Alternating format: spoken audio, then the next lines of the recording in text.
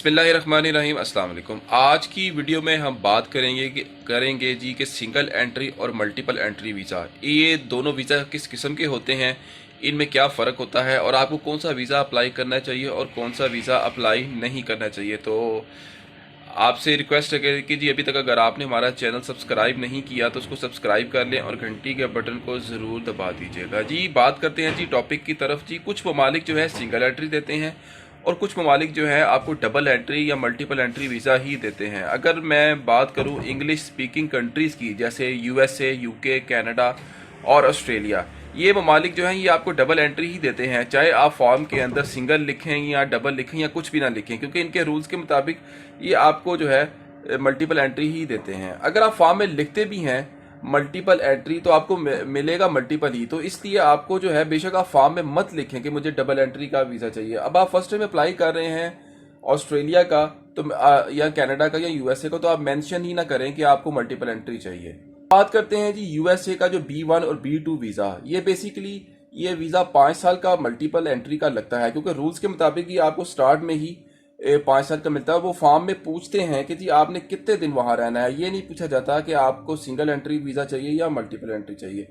अब जो है सिंगल एंट्री वीज़ा जो है किसको मिलता है, अब मैं इसकी मिसाल ऐसे देता हूँ कि अगर आप बिजनेस इनविटेशन पर किसी मुल्क में जा रहे हैं या अगर यूरोप में जा रहे हैं बिजनेस इनविटेशन वीज़ा पर, तो आप उनसे रिक्वेस्ट कर सकते हैं जी कि जी हम मुझे आप kindly multiple entry visa grant कर दें, क्योंकि मेरा वहाँ पर बिजनेस है, बिजनेस वहाँ पर भी है आउट ऑफ आपके मुल्क में, और मैं ट्रेड कर रहा हूँ। तो आप वीज़ा रिक्वेस्ट लेटर में एक रिक्वेस्टिंग वे में उनसे आप मल्टीपल एंट्री वीज़ा ग्रांट कर दें, और साथ ये भी लिखें कि अगर आप मुझे मल्टीपल एंट्री नहीं भी देते तो मैं सिंगल एंट्री भी मेरे लिए जो है मुनासिब रहेगी, उसमें कोई ऐसा इशू नहीं है मुझे। तो अब कुछ शेंजन ममालिक ऐसे होते हैं जो आपको मल्टीपल एंट्री देते हैं और कुछ ममालिक जो हैं मल्टीपल एंट्री आपको नहीं देते। तो इस हवाले से मैं आपको यही रिकमेंड करूंगा कि अगर आप फर्स्ट टाइम अप्लाई कर रहे हैं तो आप सिंगल एंट्री वीज़ा ही अप्लाई करें किसी भी मुल्क का।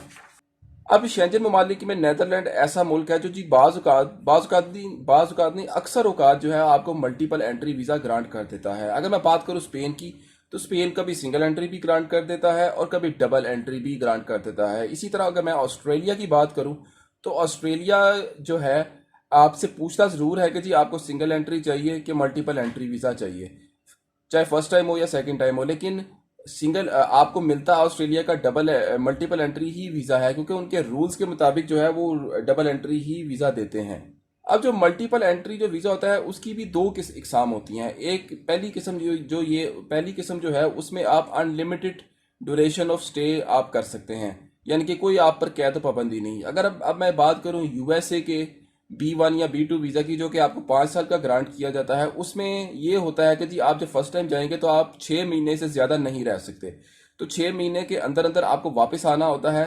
फिर आप वापस आकर 6 महीने के अंदर अंदर जब आप वापस एक दफ़ा आ जाए फिर आप दोबारा भी जो है यूएसए जा सकते हैं, आपको कोई रुकावट नहीं आएगी। कुछ ममालिक जो मल्टीपल एंट्री वीज़ा देते हैं वो कहते हैं जी आपने जब जाना है 15 दिन तक आपने मैक्सिमम स्टे करना है और 15 दिनों के बाद आपने वापस आना है, और फिर आप 15 दिनों के बाद दोबारा जो है आप वापस जा सकते हैं। तो मेरी आपको राय ये है कि जी अगर आप फर्स्ट टाइम अप्लाई कर रहे हैं या सेकंड टाइम भी अगर आप वीज़ा अप्लाई कर रहे हैं तो आप सिंगल एंट्री ही अप्लाई करें। एम्बेसी पर कोई भी चीज़ मुसल्लत ना करें और ना ही एम्बेसी को ख़ासतौर पर प्रेशराइज़ करें। तो इस तरह जो है एम्बेसी को अपने रूल्स के मुताबिक काम करने दें, तो आपका जो है आपको कोई दिक्कत नहीं आएगी। तो ये थी जी हमारी वीडियो, एक छोटी सी सिंगल एंट्री और मल्टीपल एंट्री के हवाले से। अगर इस हवाले से आपके ज़हन में कोई सवाल हो आप नीचे दिए गए नंबर पर रब्ता कर सकते हैं।